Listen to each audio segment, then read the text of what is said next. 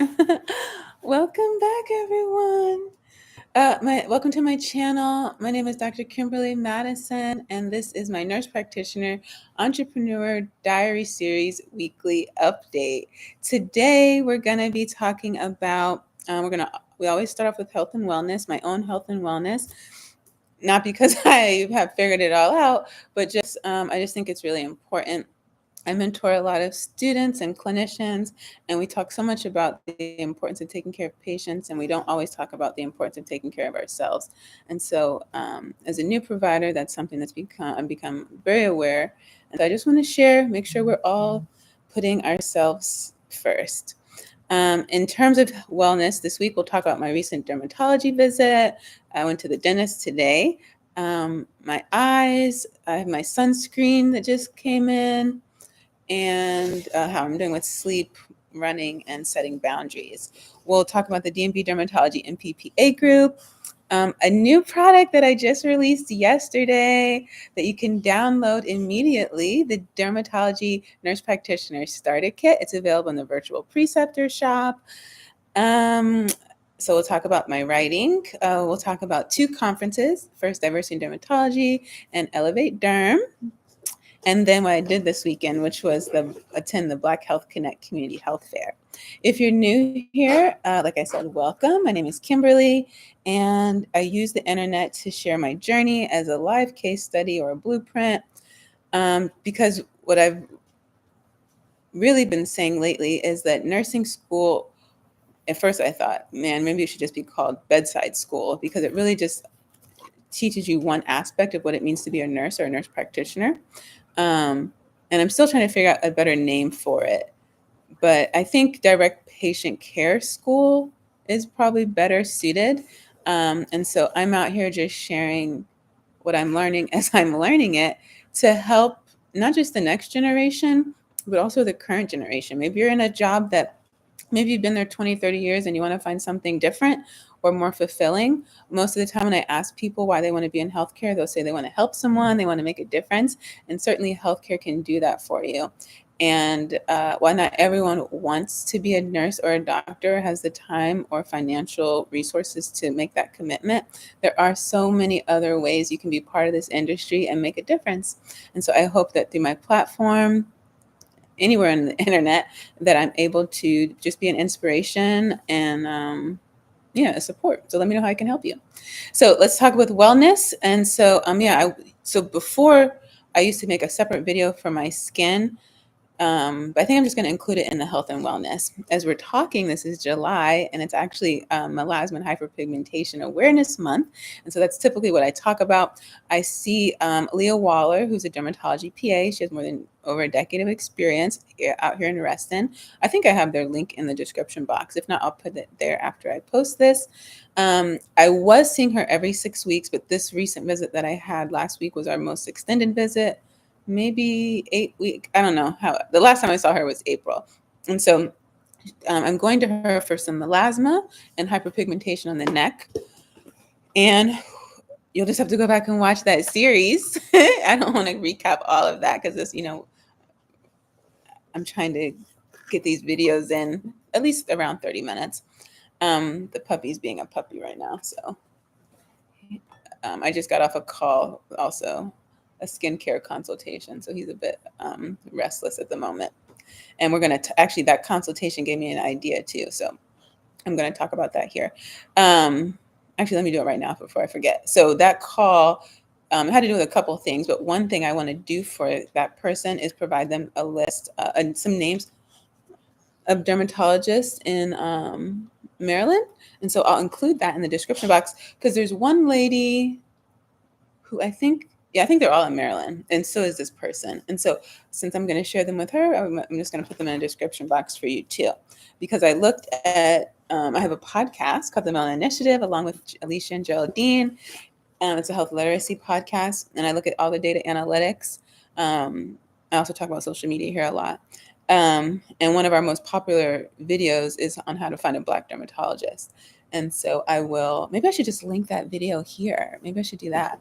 I'll do that. And then I'll also put the names of those providers. Maybe not right now, because after I post this, I'm going to take him out. but by the end of the night, it'll be there. Okay.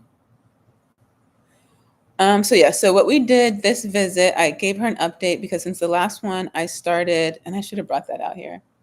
I'll have to do that next time.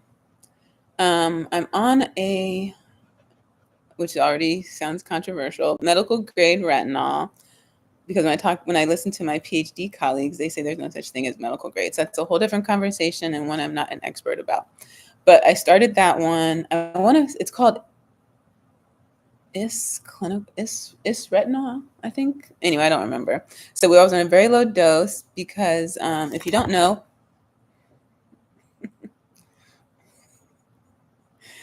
it can be very irritating to the skin, especially when you have melasma and atopic dermatitis like myself. And so we're playing the low and slow game. And so we started off really slowly. So this was a chance for me to give her an update on how my skin has been. And it's been great. Initially, she wanted me to only do it like 3 days a week, I think, which I did. And then I slowly increased it. And I continue to do the same thing that I did in the winter, which was to use the sandwich method, which is a moisturizer, then the product, and then another layer of moisturizer. And so I haven't had any irritation with that. I did talk to her about going all the way up to a tretinoin, and she gave me a nice little speech. And I decided not to do it because of the risk of irritation and not being able to use it every day. And she was just like, is it better to go on a higher dose and not, talking about the efficacy, better go on a higher dose that you can't use every day and risk irritation, or go on a higher medical grade dose, be able to use it more often and have a lower risk. And so I chose to do that. So the strength right now is 1, and still doing the same thing in terms of the product moisturizer. And so that's on my face. And then we brought back a compound, which I don't have yet. But in the past, I used hyaluronic acid and another compound in there. I don't remember. Maybe it was tranexamic acid. We did that for 8 weeks, and then I stopped like early June. So I've just been using retinol on my face. And then on my neck, I started using that hyaluronic acid combination, and I didn't have any problems. And so we're going to continue to do that until September at least for my neck, and increase the retinol there as well. And so on my face, we're going to bring back a compound since she saw some more pigment. And maybe that's just from the sun. I've been trying to think. And so it could be the sun, but actually I really think it's because I wasn't using enough moisturizer. And so I'm paying more attention to that. So, and then the plan is still to do laser in the fall, which I'm excited about. So I think so then when I went to check out, I told the lady at the desk, what I was getting. And she's like, oh, we all use this. We love it. And I told her to tell Leah, like, next time she could have just said, everyone here uses it. We all have amazing skin. And I would have just used it off of that recommendation alone. So I really like the product. It's a really elegant product. And I haven't had any problems with it. And that one bottle I had, the last container, I've had it since April. And it just ran out. What's today, Wednesday? Like maybe Sunday or Monday. So that's pretty good. And I want to say it's like 130 something like that. And then the higher dose is a little bit higher than that, maybe 160, something like that. Yeah. So while we're on skin, let's do this real quick. Because last week I told you about the CeraVe. Oh boy. I'm going to be interrupted a lot here. Yeah. Okay. So this is it. This is CeraVe. It's hydrating sheer sunscreen, broad spectrum, SPF 30, face and body. This is the one that I was talking about that I put on my arms, and when I run, it doesn't have any white cast. It only has 7% zinc oxide, which is probably why it doesn't have a white cast. So it's not tinted, and it blends in really nicely, and it stays like looking like that even after I finish running. Okay, and then I had to re-up on my coats, and so this is the one that I use. I should have gotten him something, but it would have made noise. So, okay, so this is my favorite. I love this one. This is Coats Flawless Complexion. This is richly tinted, SPF 50. And sometimes, and I don't know why. So this is I'm trying to remember which one I have in the back. So this is a twist off top that has a tiny opening, but some of them have like a flip top, which technically is like the same as this little opening here. And so it is tinted. And this is, like I said, this is richly tinted. They used to have just like regular, lightly tinted and regular tinted. And I used to get away with the regular tinted one.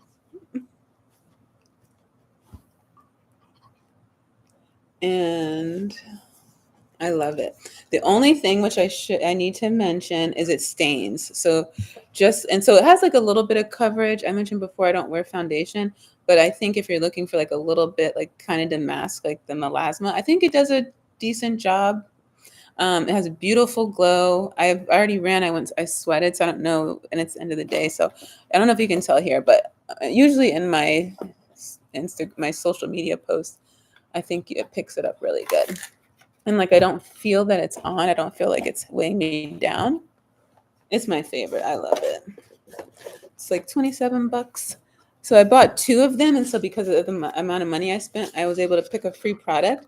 So this is my favorite. Actually, it's the only sunstick I've ever used, and this comes only in tinted, and so this works on my complexion too.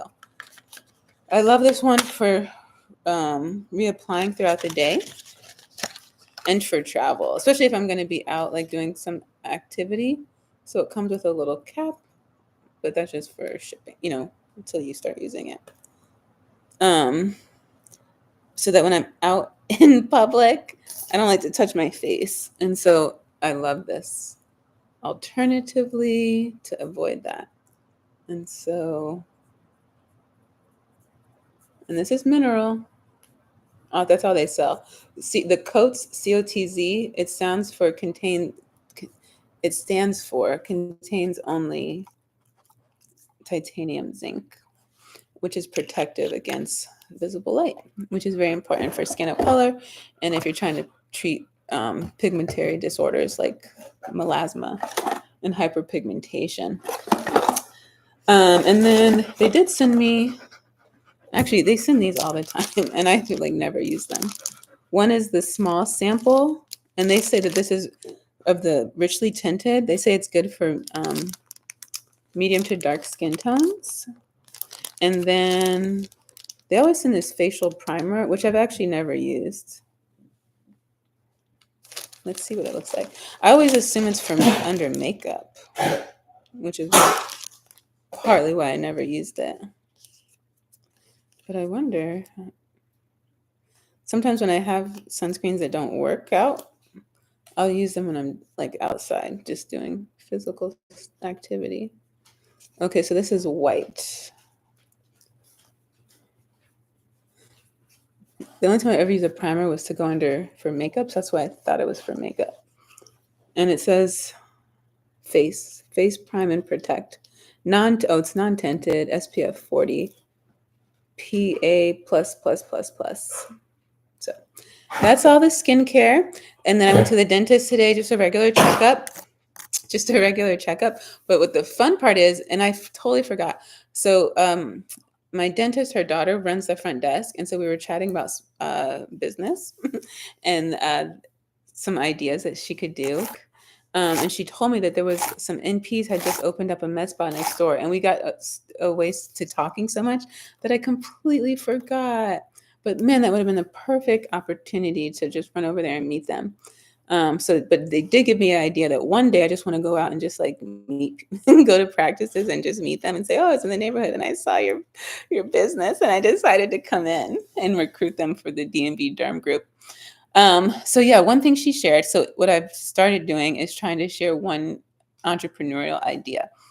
And I'm so glad she talked about this because I never would have thought about it. So last week was a big health conference called Black Health Connect. And on Sunday, they had a free community health fair. And so you could volunteer if you were medical or non-medical. So we went, and because at the podcast, we asked for donation for blood pressure monitors so that we can go into schools and teach students and the faculty about the importance of primary care and how to accurately measure blood pressure and what to do when they see the number. And so, I have this idea in mind. And when the health fair presented itself, they asked if anyone had like equipment that they could use. I thought, oh yeah, this is a perfect time. So we had our 5 at the table, and we had nurses that were assigned to the table. They would take the blood pressures, and then if pretty much I talked to everyone, even if their numbers were good, about how to maintain that. But certainly if they were high, what to do about that as well. So that was really fun. At first, I was nervous because, as I mentioned before, once you start doing specialty, you don't really use the other skills as much, but they kick in just like riding a bike. So that was really fun. And people were just so, I think we had the busiest table. There was also, you get your blood sugar checked. There were dentists there that were doing oral health screenings, height and weight, mental health. There was a psychiatrist. I got he doesn't know, but it was a free consultation. And there was another therapist who I met, who I think I'm going to ask him to be my therapist, and also be a guest on the podcast. But I don't think he had a table. But he's married to Miss Virginia, by the way, who's going to be running to be Miss Universe next month. A really nice couple. And then I think that was all for like the screening. Yeah, so that was fun. So when I was there, I met a lady, and let me tell you the name of her business. Everyone's going to come on the podcast at some point. But she runs a staffing agency. And so I was telling my dentist daughter about it, and she was saying what I was pointing out that the business owner was telling me, and I'll let her share that with you on the podcast. She's out in Maryland. Well, they just started expanding into DC and Virginia. So yeah, her business is called Love Nurse and Allied Staffing. Let me put her thing in the description box too. RN, LPN, CNA staffing, full-time, part-time, PRN contract. So that's her LinkedIn page. You can't see it. So I was telling her about this staffing and like the way she's set herself, what makes her different in the market. And so then the daughter, and I should know her name by now, she said, oh, that's really smart, because actually there's a huge, like in terms of like, nurse staffing, but in dentistry, there's a huge shortage when it comes to hygienists. And so I was talking to her, like, that's a business, it's all about using what you have and leveraging that. And also what we know we take for granted. Other people have to Google and aren't sure and aren't confident, and it's something we do in our sleep, and people would pay for that. And so I told her, because I'll be back in 6 months, that in 6 months from now, I would love to see what she does with that. And we just talked about how they can sell and scale their practice, because one thing I realized in this entrepreneurial journey is it's like, especially if you're trying to be a new NP and a new business owner at the same time, it's really challenging because there's so much to learn. And so at one point, it's almost like I asked myself, what's more important? Is it more important to be a great provider or to be a really great business person? And I haven't quite answered that yet. But if you're someone watching this, even I was talking to a friend of mine who was thinking about going to NP school. And I said, why? And he said, because he wants to start a business. But even if you start a business, eventually you couldn't work in the business. The whole idea is that in order for your business to grow, you can't work in the business. You have to work on the business. So eventually you end up hiring other providers. And so if your ultimate goal is just to grow a business, then why go to school, all those clinicals, all those loans, all that money, all that time to just end up not being the provider? And so if you want to start a business, just start the business and hire people who are experienced. You're going to hire them as 1099s, which are like contract. And so you don't necessarily have to pay them benefits, but you do pay them a really good hourly rate. And they're then incentivized to get more people in, because the more people they get in, the more money they make. So that's one less thing off your plate. Most of us who want to start something and build something have type A personalities where we don't think anyone else can do a better job than we can do. You really have to disconnect from that so that you can step away. So like my dentist, all my providers, all of them who own their own practice can be, they're the show, right? And so they can't go on, you can only go on vacation for so long. If you're sick, you know, all those things, the business depends on you so much. And so when it comes to the point, even if you don't plan to sell, at some point it needs to grow, and you should build the business so that even if you don't sell it, you could sell it.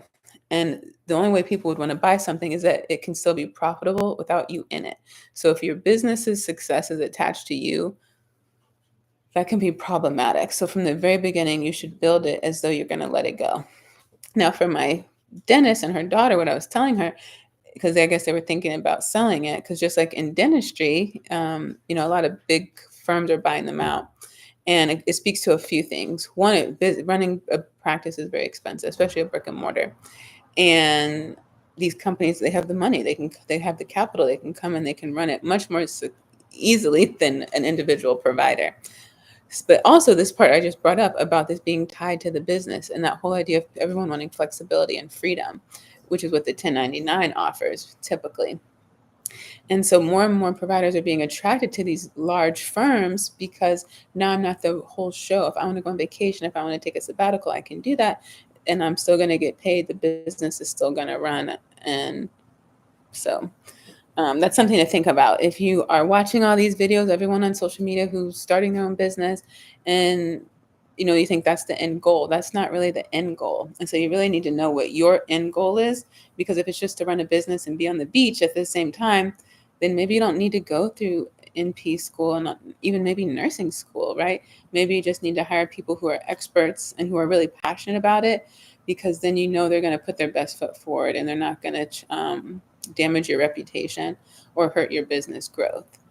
So yeah, and you can, so that's my advice for this week. And I just love that she brought up the dentistry one, because it's a gap in the market. She said, especially here in DC, that's a great opportunity. So I hope she takes advantage of it.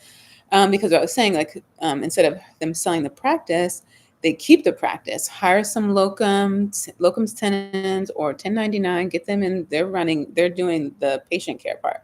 Then you can also do some training if hygienists need hours, or preceptorship, however it works. They can lend out to do that. There's so many different things you can do by keeping your practice, but still seeing it grow. And we didn't even talk about tech, or I don't know how much telehealth is being done in dentistry. But whatever it is, there's got to be opportunities there. So that is your entrepreneur idea for this week. It could be staffing, and there's so many ways you can staff. So we'll just leave it at that. And we'll talk about another kind of staffing next week that's kind of derm adjacent. They don't have to be an NP for. And so for my eyes, so I finally bought the sunglasses by Deion Sanders. They haven't arrived yet, although I saw an email that they got shipped. So maybe by next week I'll have them. And that's because my eye doctor said she saw a little bit of cataracts. And so because of my age, that damage is being attributed to the sun. So there's that. Now, I have been better about wearing sunglasses. I haven't been 100%. I'll be very honest. And even when I went running, you know why? Because when I run and I sweat. And so I just hate that whole like pushing the glasses up. And I haven't actually tried these glasses to know if that's even going to be a problem.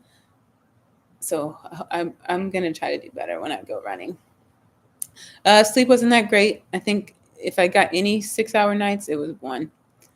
And then with running, I started extending my time. And when I first picked the routes that I like, I used to time it out, but now I don't anymore. I just like to be free and just go and come back. And I typically like that. When so much of my life is structured and like finite and has to be done with all these deadlines, then I look for opportunities in other parts of my life that can be kind of more free and flexible. And so that's where I found it. And then the last thing for wellness, we're going to talk about boundaries, something I've been really acutely aware of. I think we give a lot of advice on certain things in life, right? But we don't always talk about what the practicality of that is. And we say, oh, you should set boundaries. What does that even look like? Are you having conversations with people like, oh, this is my boundary? Maybe you are. But for me, first of all, it starts with me identifying what it is I need and when I need it. So let's say, for instance, let's say on Sundays, I like to use that time to rest or dedicate to certain things or catch up on certain things. And so or whatever it's going to be, right? So I dedicate that time. And I've done that for a long time. Even when I was young and I would get jobs, I would always really protect that time. And so that's me only picking jobs, for instance, that didn't require me to work, is like, say, Sunday morning, for instance. Or that's me not agreeing to meetings at certain times. And so first it starts with me identifying what I need, and then being comfortable saying no. That's really what the boundaries is. No, I'm not available. No, I can't come. That's kind of what that conversation looks like a lot. And then just recognizing, what am I going to use that time for? And so that's something I've been more acutely aware of lately, and protecting that time. And then in protecting that space and time, not worrying about how other people are going to receive it. It doesn't mean you're not like sensitive to their reaction, but if you're protecting your time and your space, then that needs to be the priority. And it's definitely harder than it sounds, but it gets better with practice. And in doing so, you really show other people how to do that. And so coming up in August, I'll have my sabbatical. And so I've really been on the fence about, should I create videos and just like upload them and do so I can stay in the algorithm? Because once you get in social media and you start being consistent, then you start to get higher in the algorithm. So taking off a whole month, it's almost like starting over. But at the same time, it could be a really great example on the importance of taking a real break. And that's really important, especially in this day and age where social media burnout is a real thing, where more and more people are trying to get on social media, and just being able to set an example on what that should look like. And so I'm really, really on the fence. I think what I'm leaning towards, though, is doing the batch content and scheduling them out, because I just started a new thing, and I think I'll be reviewing that each week. And so that will be great content for me to share in August when I'm gone. Plus, all the work that I have done in terms of getting higher in the algorithm, I don't want to waste it. So that's where I'm leaning towards, but I'll definitely keep you posted. So if you have tips and recommendations for boundaries, things that work, things that you've tried, things that you're struggling with, let me know in the comments, or you can message me directly, especially if it's really a challenge for you. Um, Let me know. I found when I was a student, even if I had the free time, people tended to just be more protective of that. But certainly if you're single and you're not married, I find that people don't respect your boundaries as much, and you have to really, really speak up for yourself. And then, like, for instance, like all of June, I had off on Wednesdays, and I pretty much didn't tell anybody because I needed that time. And I'm so glad that I did. And so you can do those things too. And I think at the end of the day, the biggest message from doing that is just showing other people that it's okay for them to do it too. And I think we all could use a little more of that. So the DMV Derm group, if you don't know, is so the DMV Dermatology NPPA group is a networking group for NPs and PAs in medical, surgical, and cosmetic dermatology practicing here in DC, Maryland, and Virginia. We have a private Facebook page where we communicate and plan events, like our first meet and greet that we had last month, sponsored by Arcutis. And we have our next one that we're planning for Thursday, September 26th at 7 p.m. here in the DMV. We're still picking the actual venue. We'll probably go with the first restaurant that we had this last time, since we got bumped out when someone booked out the whole restaurant. So we're going to try again. So that's going on. In order to RSVP, you have to be part of the group, or you have to be on the ENP network in order to register for that. And yeah, we're at 30 members now, actually. So that's exciting. And actually, I saw one of our newest members at the community health fair. So that was fun. I have a new digital product. So someone emailed me. Shout out to Amara. I said her name wrong yesterday, but it's Amara. I think it's Amara. Amara or Amira. I have a mentee that has a very similar spelling. I don't want to get her name wrong twice. You know, another boundary is like my email inbox. I've been really trying to clean that up because I just get too many messages. Amara. So she emailed me. She asked me a question about some advice. Let's see what she said. I think she's a nurse. She's thinking about going to NP school and she's interested in derm. And so that was her. And so from that, I decided to create the Dermatology Nurse Practitioner Starter Kit, which originally I wanted to make, I think in May, that was my original idea, was just to put together like a quick list of resources for, those who are curious about derm to get started. But then I started putting them together and it got kind of a little bit bigger than I anticipated. So that's where the book came from. Um, but I'm so glad she asked this question because it took me back to that original idea, which is now available because I'm still working on the book. And so because I worked on the kit, I didn't work on the book or the journal for the JDNA or the Journal of the Dermatology Nurses Association, which is another thing I'm working on. But I'm happy that's done. And so lots of promo for that. So social media, this video, and then I'll do a post on the blog.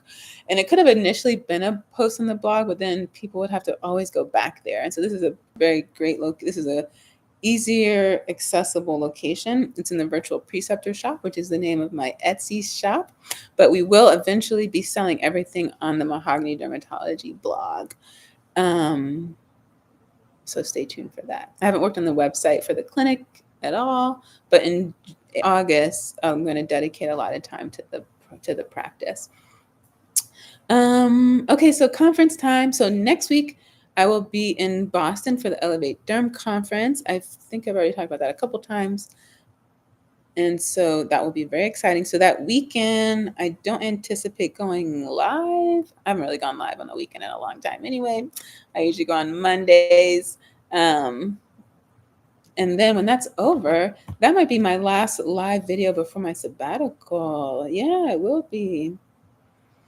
So I'm looking really forward to that conference. I reached out to Victoria, who is the director for the Leahy Dermatology Fellowship, because I interviewed her for the blog last year and we never met in person. And she's part of the leadership team over there. So I emailed her to let her know I'll be in town or at the conference. And so I'll get to meet her in person. So that's exciting. And just looking forward to the conference, just being an attendee, right? And not, working and getting to learn and network. This is a networking trip primarily. And so, and I just love going to Boston. And then this week, we rolled out the announcement for the location for Diversity in Dermatology. The DID 2025 conference is going to be in Louisville, Kentucky, recently named one of the best places to visit by Travel and Leisure. From Thursday, March 27th to Sunday, March 30th, right there downtown at the Louisville Marriott.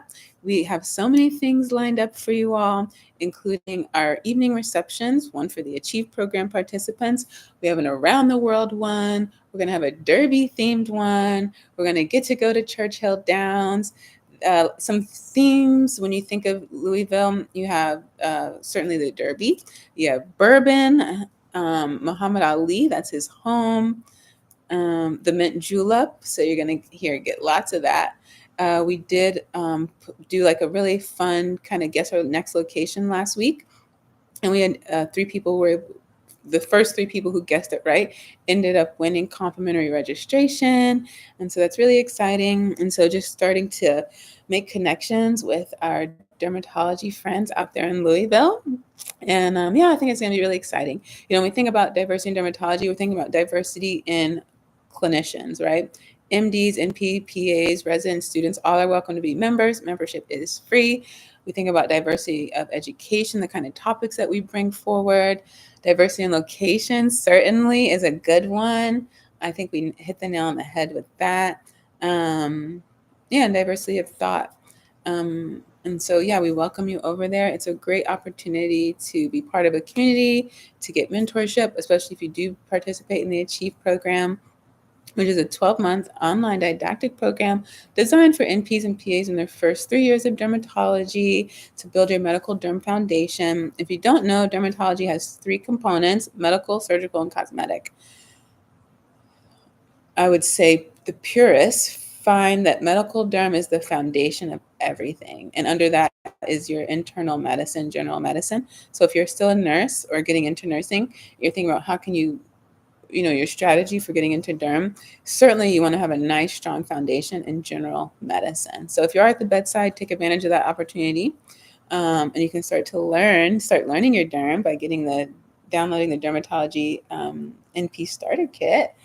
There's a recommendation in there for you too. Yeah, so you build out, you get an opportunity to get a textbook. You have alternating meetings, live meetings with either our esteemed faculty of dermatologists or our MPPA mentors, and on-demand lectures as well. The mentorship, I think, is probably the thing that sets us apart. I know last year when I was in the cohort, we had one session kind of really focused on professional development, contracts, negotiations.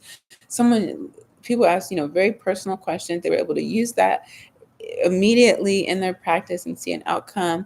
And that ended up turning into our career lounge at the conference, which really blew us away with what we were hearing and what people were sharing. And we're taking what we learned from that, bringing it to the conference next year, and really being more supportive of our APPs in particular, what that means, what that looks like in real life. Because while it's beautiful to be in healthcare, it's beautiful to touch people's lives and to practice medicine, to advance nursing, it has its challenges, right? And you need a place to discuss those things, and a safe space to do so with people who have all levels of experience, who can provide expert advice and show you that you're not alone and you have options. And I think that's really important at the end of the day when we do so much giving, that we also fill our cup back up. And so, I just can't recommend it enough. Certainly, it's been a huge, huge benefit to me to be part of the DID family, and we'd love to have you. So the link's in the description box. And we're going to keep hearing all about the conference, of course. If you don't know, I'm the social media chair over there. So I help a lot with social media and marketing. And that has just opened up my eyes to so many other opportunities.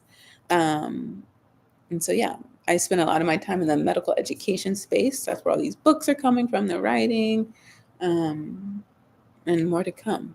So I love it. And I talked about Black Health Connect. I think I talked about everything over there that I wanted. So one thing, okay, so let's end on this note. So with being a provider, you give out a lot, right? A lot of yourself. And then I do a lot of networking, which is also a lot of, you're on a lot. And then when I did this health event, it was great. I met so many people. People are doing amazing work out there. Like some of the things that people brought up. One lady I met, she has a company called Diversity in Aquatics. Like, come on. I think there's so many opportunities for us to partner, especially when you're talking about like aquatics and skin. Like, come on, and sun exposure. Like, amazing. I can't wait to connect with her. Another lady who runs Melanin and Medicine. She has a few things, but her biggest thing is connecting health professionals and mentorship, which is right up my alley. So we're really going to be working together a lot because she's local, and it's really her vision is to do what we're doing with the podcast. And so I think we're going to be able to do some really great things together. And so meet a lot of people, did a lot of talking, a lot of standing. It was really hot out.